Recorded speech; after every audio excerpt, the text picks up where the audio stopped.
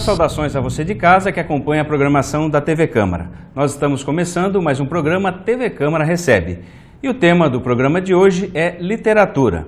E para falar sobre este tema, nós estamos recebendo no programa de hoje o escritor Rafael Galo. Ele que está fazendo uma viagem pelo interior do estado de São Paulo, participando do projeto Viagem Literária, um projeto que leva escritores para reuniões e encontros em bibliotecas. E ele está na cidade de Tupã e veio falar com a gente da TV Câmara um pouco da sua história, dos seus livros, contar um pouco da sua trajetória para a gente. O Rafael é autor do livro Rebentar, um romance que no ano passado foi vencedor do Prêmio São Paulo de Literatura. Ele é autor de Réveillon e Outros Dias, uma coletânea de contos também ganhadora do Prêmio Sesc de Literatura. E os seus dois livros foram também finalistas do Prêmio Jabuti, maior prêmio da literatura brasileira. E tem ainda contos publicados em diversas revistas no Brasil e no exterior. Rafael, seja bem-vindo a Tupã e à TV Câmara e estamos muito felizes em recebê-lo aqui para a gente falar principalmente sobre literatura. Obrigado, Rogério, pelo convite. Eu também fico feliz de estar aqui, poder conversar. Você já conhecia essa região do interior, Tupã, a região aqui? Não, esses lados aqui eu não conhecia, não. Assim, eu conheço mais lá para Bauru, né, que é onde eu estou residindo agora. Eu cresci em Bauru, eu sou de São Paulo, nasci em São Paulo, mas estou fazendo um zigue-zague entre as duas cidades aí. Nasci em São Paulo, fui morar em Bauru, voltei para São Paulo, agora voltei para Bauru. Então aquele pedaço ali até conheço um pouco melhor, mas essa parte aqui do interior eu não conhecia ainda não. O que você tem achado da experiência de participar desse projeto, né? O projeto Viagem Literária? Eu gosto muito, assim, eu acho que projetos como esse, né, que é um projeto da Secretaria de Cultura do Estado, eles são fundamentais, assim, são muito bons porque a literatura ela acabou deixando de ser um hábito tão comum das pessoas, né? Assim, as pessoas estão muito acostumadas a ir no cinema, a assistir televisão, a ouvir música, ir em shows, mas a literatura não é uma atividade tão assim cotidiana, até porque ela também não é uma atividade coletiva como é o cinema, como é o show que vai, né, um monte de gente. Então ela acaba ficando um pouco às vezes isolada. Mas eu acho que projetos como esse, que tem encontros com o leitor e conversas com o escritor, assim, nas bibliotecas, eu acho muito legal porque também trazem essa questão da convivência para a biblioteca, né, e para as bibliotecas municipais, que são ambientes que muitas vezes a população não conhece como um ambiente de convivência, né, e como um ambiente de atividades. Às vezes a ideia que as pessoas têm muitas vezes de biblioteca é aquele lugar que você tem que ficar em silêncio, que se você falar qualquer coisa as pessoas vão te dar uma bronca, né, vão fazer para você. E não é só isso, as bibliotecas elas têm atividades, elas têm convivência. E eu acho que projetos como esse acendem um pouco mais isso, né? Então, por exemplo, o Viagem Literária, cada escritor vai a uma cidade por dia, né, assim, na biblioteca municipal e conversa com os leitores. A gente conversa sobre literatura, sobre o processo criativo, sobre o trabalho como escritor, enfim, qualquer coisa que não vou lá dar uma palestra, né, assim, eu vou lá conversar com as pessoas mesmo. Assim, ontem foi o primeiro dia para mim, né, a gente teve em Presidente Prudente, foi super legal. Eu comecei falando um pouquinho e daqui a pouco foi só perguntas do pessoal que estava lá e a gente trocando ideias, trocando figurinhas. Então, projetos como esse eu acho muito legais, assim, de contar histórias, né, os contadores de histórias que às vezes vêm, literatura infantil às vezes vem, né, então é bacana para a gente trazer essa coisa de uma convivência mesmo para a biblioteca, de um espaço ativo, né, do espaço para a gente ir e ter programação lá, não só eu vou lá, pego o livro e vou embora, ou nem vou, nem sei como é que é, nunca entrei, né? Eu acho isso fundamental. Acho que as bibliotecas têm que ser espaços da cidade com circulação, com gente, que as pessoas estejam acostumadas, né? Acho isso legal. Você escreveu, né? Você tem um blog, depois a gente vai até deixar os endereços, os contatos aí para quem quiser conhecer um pouco mais. Como se faz uma cidade de leitores, né? E você narrou uma experiência que você teve em uma biblioteca conhecendo um projeto, né? Vai um pouco em cima disso que você falou, né? Da biblioteca viva, né? Não apenas um local para se retirar livros, mas um local onde as pessoas interagem, onde o livro passa a ser algo mais do que apenas, né, essa questão da leitura, mas ele influencia a vida das crianças. Queria que você falasse um pouquinho sobre isso. Sim, essa foi uma visita que eu fiz à Biblioteca Municipal de Itapetininga E foi num clube de leitura que eles têm, e aí eles leram o meu livro e eu fui lá conversar com eles sobre o meu livro. E eu fiquei assim espantado porque, até eu mesmo confesso assim, eu não fui uma pessoa que cresceu frequentando bibliotecas públicas. Acabava que nas escolas onde eu estudei tinham bibliotecas grandes, então eu acabei ficando mais fechado nas bibliotecas das minhas escolas, assim, o que hoje eu vejo que foi um erro assim da minha parte. E quando eu fui para essa biblioteca de Itapetininga, que eu acho que é uma biblioteca especial assim dentro de todas as que eu conheço, porque eles tinham muitas atividades, assim, muitas atividades. Tinham muito essa coisa que eu acabei de falar de realmente fazer da biblioteca um lugar vivo, de convivência, que está o tempo inteiro acontecendo coisas. Ela me mostrou a planilha de programação, ela estava inteira preenchida, sabe? E coisas externas, né? Projeto de levar os livros para crianças da área rural, ensinar essas crianças a serem mediadoras de leituras para outras crianças. Então eu fiquei espantado, assim, eu achei brilhante, achei genial. E me atentou ainda mais para essa questão da biblioteca como esse lugar de não, as pessoas vão lá, se reúnem, fazem coisas, uma hora tem uma atividade, outra hora tem outra, mas não é um lugar para você só pegar o seu livro e ir embora, ou só pegar o seu livro e ficar lendo lá quietinho. É um lugar para as pessoas conversarem sobre literatura também, claro, em certos espaços, em certos horários, mas também para ter essa convivência. Eu acho isso importante, e eu escrevi Como é que se faz uma cidade de leitores, porque é uma fala da bibliotecária de lá, que ela queria transformar essa cidade com mais leitores, e é assim que se faz, não tem outro jeito, não tem... Então um decreto, né, que fala, essa cidade agora é de leitores. Não existe um decreto, não adianta você pode fazer um evento chique, cheio de dinheiro, cheio de escritor famoso, Quando eles forem embora, 3 dias depois, uma semana depois, isso vai murchar. Né, assim, a literatura, como qualquer outra atividade cultural, depende de hábito, depende de manutenção, né, assim, você não vai, se você gostar de uma série, você não vai assistir um episódio e pronto, você tem que assistir os vários episódios. Se você gosta de cinema, você tem que assistir um filme, depois o outro, né, tem que ter uma manutenção. Então a literatura é igualzinha, essa manutenção vem de criar o hábito e o hábito vem de criar gosto. Não adianta você obrigar, falar assim, não, você vai ter que ler, a gente tem que aumentar a média nacional de leitura. Sabe, como a gente vai aumentar? Quando as pessoas lerem e gostarem, sabe, virem, pô, isso aqui é legal, sabe? Ah, e tem outras pessoas que gostam também, eu tenho a minha turma que acha legal. Aí a coisa vai realmente, eu acho que vai funcionar. Falar um pouco agora sobre o seu trabalho, falar do seu romance, o Rebentar, pedir para a gente mostrar, o Dernival tem a foto do livro, vou pedir para o Adilson mostrar também o livro aqui, para a gente começar a falar sobre ele. Ele conta, né, uma história da Ângela, uma mãe, e o seu filho Felipe, né, de 5 anos, que ele desaparece aos 5 anos de idade, e aí se desenrola toda a história, né? Ela passa um período de 30 anos procurando esse filho, e depois desse período ela toma algumas decisões, e eu queria que você falasse sobre essa história, né? Contasse um pouco dessa história. O que é a história desse livro, Rebentar? Sim, essa história, né, a Ângela, que tinha o filho Felipe, de 5 anos, e ela deixa ele sozinho numa loja de brinquedos, enquanto ela vai, numa galeria, ela vai ver uma outra coisa, e ele desaparece sem deixar vestígios, né, aquela história que de vez em quando a gente fica sabendo, assim, que é uma história muito aterradora, né. E quando eu pensei assim, sobre a história, eu falei, a história de um filho desaparecido, acho interessante, mas eu queria uma abordagem um pouco diferente, eu não queria só o thriller, o suspense, sabe? Será que ela vai encontrar? Será que não? Tem uma pista, mas é falsa. Eu queria algum ângulo diferente disso. E aí eu pensei, bom, e se passou tanto tempo, e no caso eu escolhi 30 anos, que essa mãe decide dar um fim a essa história de desaparecimento, mesmo sem ter uma resposta, né? Porque ela começa a pensar que, bom, mesmo que eu tenha meu filho de volta agora, ele vai ser um homem de 35 anos, um estranho que cresceu longe de mim, quer dizer, a gente não construiu, a gente não teceu junto essa vinculação.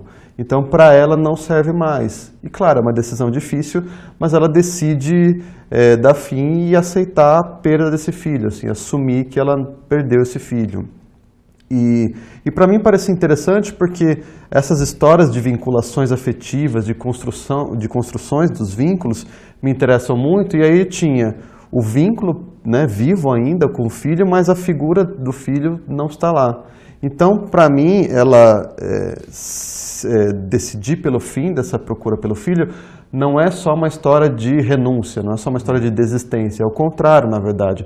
É uma história de ressignificar essa história que ela teve com o filho até os 5 anos e aceitar que o filho dela foi aquilo, foi aquela criança que ela teve por 5 anos e depois acabou, e não ficar sempre, mas ele pode voltar, ele pode voltar. Não, porque aí quando você também tem esse filho só ausente que pode voltar, mesmo que você viveu com ele, se torna um sofrimento, né? Você remete ao sofrimento, você pensa no filho, meu filho tá, mas depois vê a tragédia. Não, para ela poder realmente se voltar àquilo que ela teve e agarrar aquilo e, enfim, aceitar a própria tragédia, mas superá-la, né?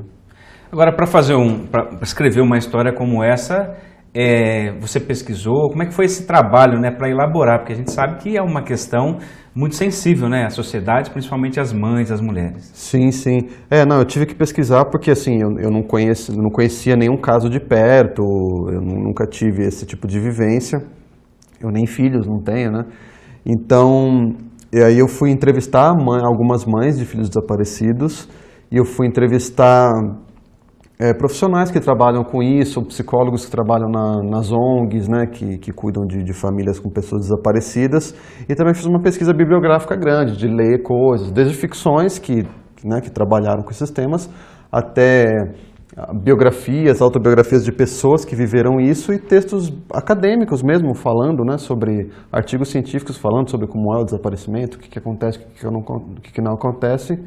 Mas para mim interessava mais, o material fundamental, sem dúvida, foram as conversas com as mães, porque você também tem certos detalhes, certas nuances, que para mim é onde a história está, né? Claro, é importante saber o índice, né? 40 mil pessoas desaparecem no país em média. Esse índice tem alguma importância, mas para mim era mais importante saber, bom, o que você faz quando seu filho desaparece, né?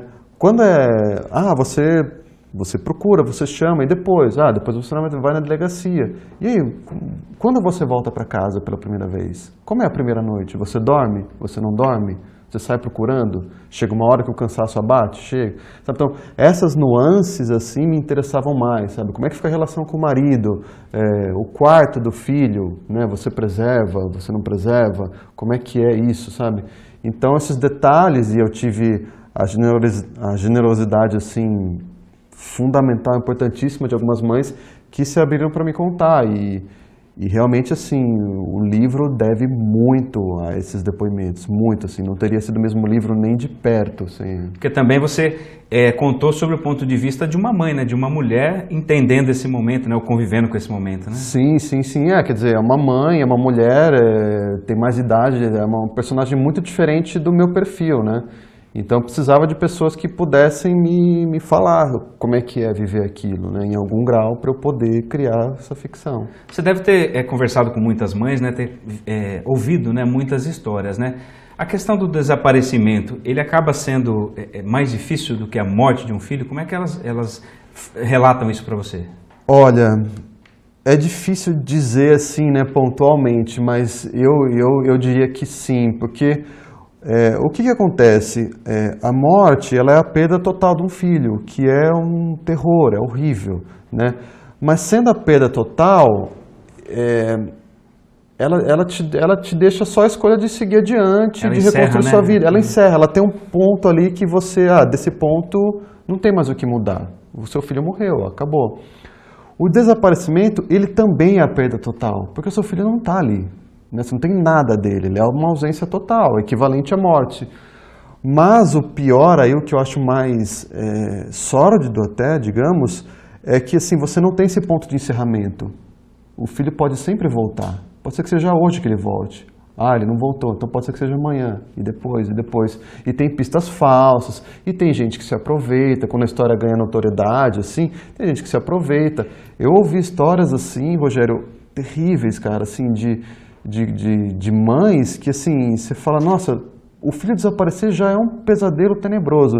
Depois tem outros, sabe? Tem gente que se aproveita, teve uma mãe que chegou a me contar que falaram para ela que acharam o filho dela essa criança foi para a casa dela, chegou a morar com ela como sendo filho, enquanto não provava se era ou não, e depois provou que não era. E era uma farsa assim super infame mesmo, assim, torpe, sabe? Era uma pessoa que queria se candidatar a, sei lá, vereador, e aí queria fazer essa historinha para ganhar notoriedade, porque eu vou ser o cara que encontrou aquele filho desaparecido conhecido, sabe?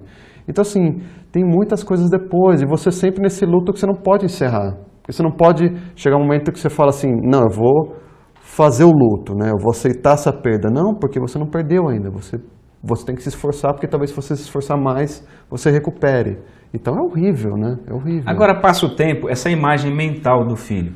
Por exemplo, passaram-se 30 anos, né? A Ângela, da história do Rebentar, e ela tinha aquela imagem do filho de 5 anos, o quarto, tudo esperando. Como é que é essa relação, né? Porque você fala também, eu assisti uma entrevista sua, dessa questão, até que algumas mães tiveram aquela oportunidade de ver o envelhecimento digital dos filhos.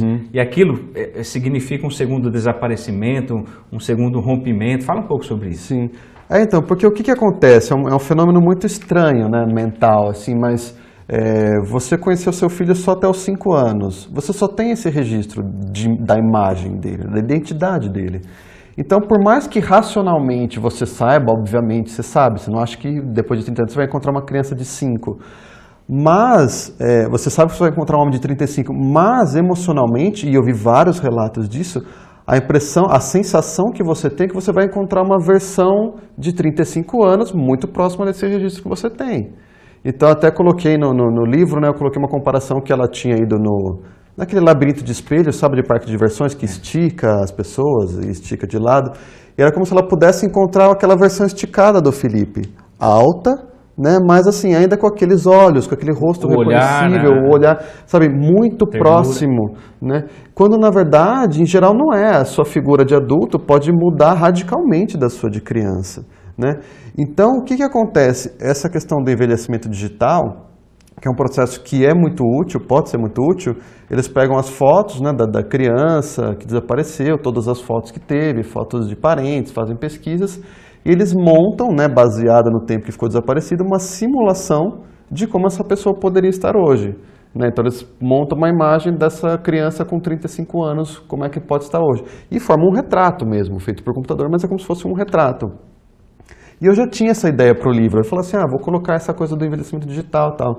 Mas foi uma das coisas que conversar com as mães me ajudou a ver que o impacto daquilo era muito maior do que eu previa.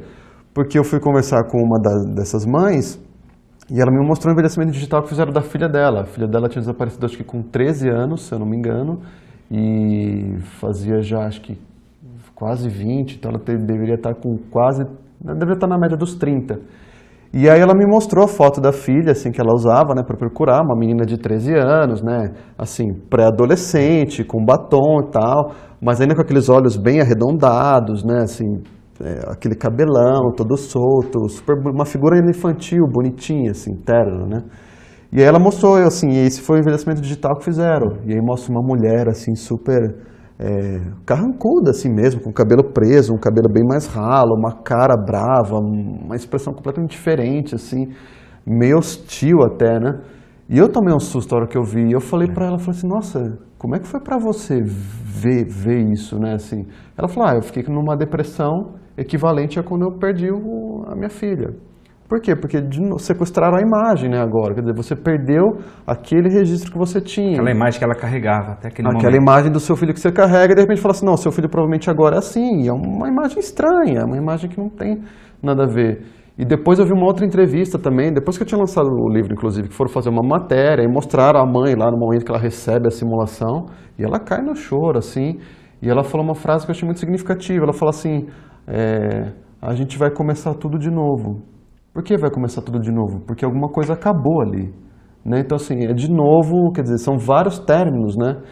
Então, esse envelhecimento digital era uma coisa que, por exemplo, eu não tinha pegado que era tão pesado. E aí, quando ela me falou, eu falei, nossa, é muito mais pesado do que eu imaginei. E acabou virando até o gatilho final da minha personagem. Assim, quando ela vê o envelhecimento digital, é quando ela realmente percebe, fala, não, eu perdi meu filho. Porque isso que estão me oferecendo já não é meu filho. Para ela, né? No caso dela. Para a maioria das mães, não. Eu quero achar essa pessoa, né? Falando sobre isso, né, Rafael, tem esse momento da Ângela, né, que é um momento assim que ela, após essa busca de 30 anos, nunca desistir, sempre ter aquela... Ela decide, né, mudar essa história, né? E aí ela vai viver uma nova fase da sua vida, ou vai viver a sua vida após esse período. E aí ela passa a enfrentar uma outra situação, né? Que as mulheres muitas vezes enfrentam, né? Ser julgada, ou de ter abandonado a busca pelo filho. Ou eu queria que você falasse também, porque essa é uma questão também, né, importante, que faz parte, né? A questão da mulher nesse momento em que, após esses 30 anos, ela decide, né, de que não existe mais aquele filho, e mesmo assim ela ainda é julgada, né, pela sociedade, Sim. né? Então, isso acontece muito, né, porque a gente vive numa sociedade profundamente machista, né? Então, embora às vezes a gente tem que discutir esse tipo de coisa e as pessoas acham que não é bem assim, mas é porque os comportamentos, eles não são tão declarados, eles não são tão frontais na maioria das vezes, mas no subterrâneo eles são muito fortes. Então, por exemplo, até uma coisa que eu coloquei no livro, quando é uma mãe, a gente espera, por exemplo, a mãe de um filho que morre, por exemplo, porque é um caso mais, talvez, menos incomum, né? A mãe de um filho que morre e o pai de um filho que morre. Quando o filho morre e o pai volta a trabalhar e volta a ter sua vida, né? O cara não degringola, né? Não deprime, fica trancado em casa, ele volta a trabalhar, ele, enfim, tem o dinheiro para continuar, né, fazendo a máquina toda rodar, as pessoas admiram isso. Acham admirável, olha que legal. Força, né? Ele tem força, ele superou a tragédia, ele está continuando, né? Quando a mãe faz o mesmo movimento, quando a mulher faz o mesmo movimento, eles vão falar assim, nossa, mas ela perdeu o filho e está trabalhando, que estranho. Se a mãe fica deprimida em casa, fechada em casa sofrendo, as pessoas vão achar que ela está cumprindo o seu papel. As pessoas vão enxergar isso como uma coisa natural. Vivendo aquele luto ali, né? Vivendo luto. E não é isso, né? Isso é um machismo, o mesmo machismo que faz muita gente enxergar como natural, que o homem faça um monte de coisas e tenha a sua vida própria, e tenha um filho e fique lá de boa. Não, mas eu trabalho, eu não preciso trocar fralda, não preciso cuidar. E a mãe que cuide de tudo isso, a mãe que encare tudo isso, a mulher que encare. Quer dizer, é uma outra forma de machismo. Então, quando vem numa tragédia assim, parece que o que é aceitado no homem é que ele vá trabalhar e que ele siga a sua vida. Se ele separa da mulher que desapareceu o filho, e a maioria dos casais de filhos desaparecidos se separam, se ele separa e vai tocar a vida dele, ninguém vai falar um A dele. Ninguém vai falar assim, nossa, mas o pai, não sei o que lá. Se a mãe faz isso, se a mãe separa e vai recomeçar a vida dela, todo mundo está pronto para tacar pedra, né? Como todo mundo está pronto para tacar pedra, muito mais das mulheres, na maioria dos casos, né? Então eu também quis trazer um pouco isso, assim, como é diferente a relação entre mãe, né, perante a sociedade, entre a mãe e o filho e o pai e o filho. E como essa relação, ela não é, na minha opinião, uma questão que todo mundo fala, não, mas é que isso é natural, é porque a mãe carrega. Não, a mãe carrega o filho por 9 meses. Depois daquilo, é igual para os dois. Né? A mãe amamenta, mas assim, os dois têm responsabilidade, os dois cuidam, né? Assim, não tem algo que justifica depois a mãe ser tão responsável pelo filho, que está amarrado o filho, e o pai não, é o cara que está solto e faz o que bem entende da vida dele, né?